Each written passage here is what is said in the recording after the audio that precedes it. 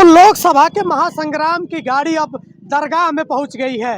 अब दरगाह के लोगों से जानेंगे कि इस बार का लोकसभा का चुनाव कैसा रहेगा। घोसी की जब बात आती है तो लोग कहते हैं कि यहाँ बाहरी लोग आते हैं, चुनाव जीतते हैं, चुनाव जीत कर चले जाते हैं, यहाँ का विकास नहीं होता है। लोग यह भी कहते हैं कि अब इस बार स्थानीय को मौका दिया जाएगा, क्योंकि जब स्थानीय होगा तो हमारे सड़कों को, हमारे यहाँ क्या ज़रूरत है उसको समझेगा। फिलहाल ये दरगाह का मार्केट है और ये बैनर तो आप देख रहे होंगे। इस बैनर पे पुराने 5 सांसदों का मैं तस्वीर लगा दिया हूँ कि लोगों को पता चले कि हाँ ये हमारे सांसद थे, तो ये हमारे लोकसभा के लिए, घोसी के लिए कुछ किए कि नहीं। ये तस्वीर है, सबसे ज़्यादा उम्र आपकी दिख रही है, क्या नाम है? अर्जुन यादव। तो पूरा बताइए। अर्जुन यादव पूर्व प्रधान करोदे नारायणपुर। तो पूर्व प्रधान रहे हैं। इस बार लोकसभा की हम लोग चर्चा कर रहे हैं, तो इस बार का लोकसभा का चुनाव कैसा रहेगा? हम लोग ही चाह रहे हैं कि क्षेत्रीय प्रत्याशी हो और पिछड़ा वर्ग का हो। पिछड़ा वर्ग का, क्षेत्रीय हो और उसमें से पिछड़ा हो। तो अगर बात करें, ये पुराने 5 सांसद हैं, ये घोसी के लिए कुछ किए कि नहीं किए? कुछ नहीं किए, सब नखादड़ा है। ये कोई लड़ने लायक नहीं है, वोट लेने लायक है। हाँ। 5 में से कोई। अगर मैं स्वर्गीय कल्पनाथ राय जी के बाद किसी का नाम लेने को बोलूं तो आप किसका नाम लेंगे? किसी का नहीं लेंगे, कल्पनाथ राय का नाम ले सकते हैं। अच्छा। ये कोई नहीं इसमें नेता लायक है। ये तो जाति बेस के आधार पर हो गए हैं, पैसा के बल पर हो गए हैं। ये काम करने वाले नेता नहीं हैं। जैसे अतुल राय हैं, इनका कभी कोई चेहरा नहीं देखा कि अतुल राय कौन है, कैसा है। दारा हैं, वोट लेकर भाग जाते हैं।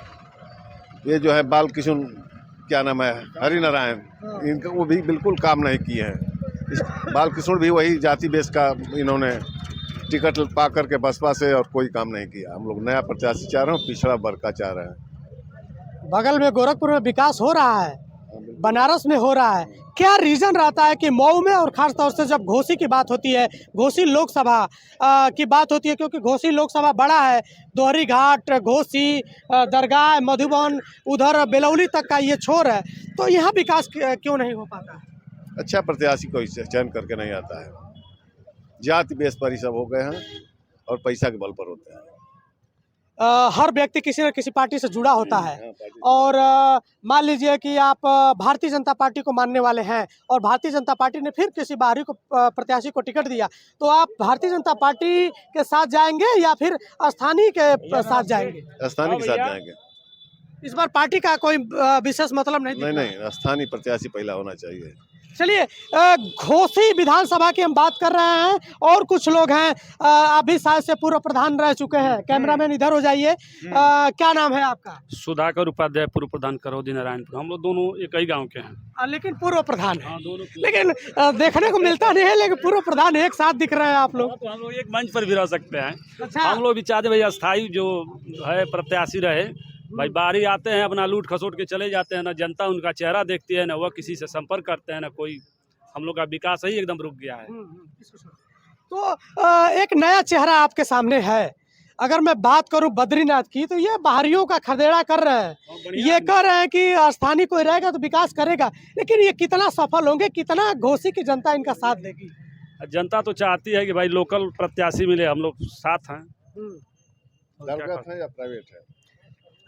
दलगत प्रत्याशी हैं, किसी पार्टी, किसी दल के नहीं है। ये इन्होंने घोसी का नज़ारा देखकर एक मंच बनाया है, घोसी नव निर्माण मंच, और ये कह रहे हैं कि अब जो भी बाहरी आएगा उसका विरोध किया जाएगा। ठीक है, ठीक है।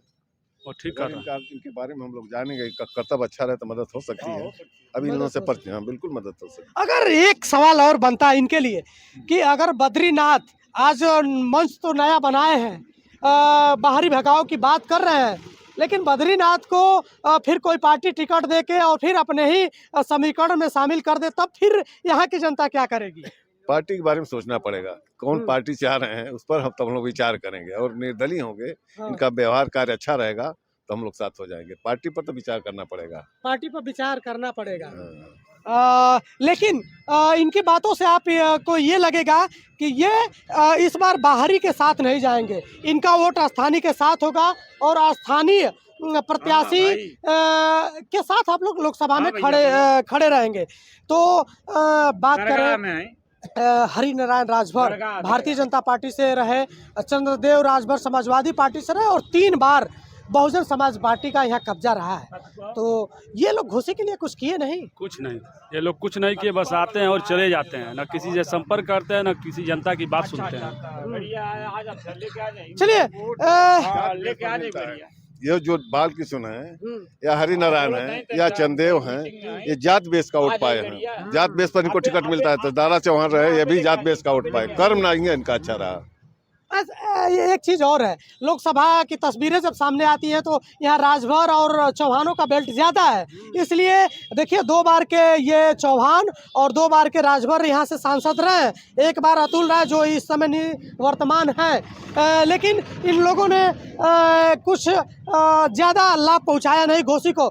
और एक लाइन में लिखा हूँ कि कौन बचाएगा श्रद्धेय कल्पनाथ राय की विरासत। तो अगर किसी का नाम लेना पड़े तो आप लोग किसका नाम लेंगे? इसमें से किसी का नहीं है, कल्पनाथ का मुकाबला कोई है नहीं। कल्पनाथ से अच्छा कोई व्यक्ति नहीं है वैसा पैदा हुआ, सब बेकार हो गया। अच्छा चलिए, दरगाह से ये तस्वीरें मैं आपको दिखा रहा था। जब लोगों से आप जुड़ेंगे और घोषी के मूड को जानने की कोशिश करेंगे तो आपको ऐसा लगेगा कि घोषी के लोग इस बार पार्टी पे नहीं, चाहे वो समाजवादी पार्टी हो, चाहे बहुजन समाज पार्टी हो, चाहे भारतीय जनता पार्टी हो, इस बार का वोट पार्टी पे नहीं, इस बार स्थानीय नेता, अपने नेता के नाम पर ये लोग वोट करेंगे। और ज़रूरत भी है, क्योंकि घोषी की जब आप बात करेंगे तो ना ही यहाँ एक कोई बढ़िया हॉस्पिटल है, ना ही महिलाओं के लिए, बच्चियों के लिए कोई डिग्री कॉलेज है, ना ही देवरांचल का बेल्ट जब गर्मियों के दिन में आग में सुलगता है तो कोई फायर ब्रिगेड का सब स्टेशन भी इस तरह का कुछ नहीं है। तो इन सारी चीज़ों से निजात पाने के लिए इस बार का शायद से माहौल इस तरह का बन गया है, स्थानीय बनाम बाहरी का।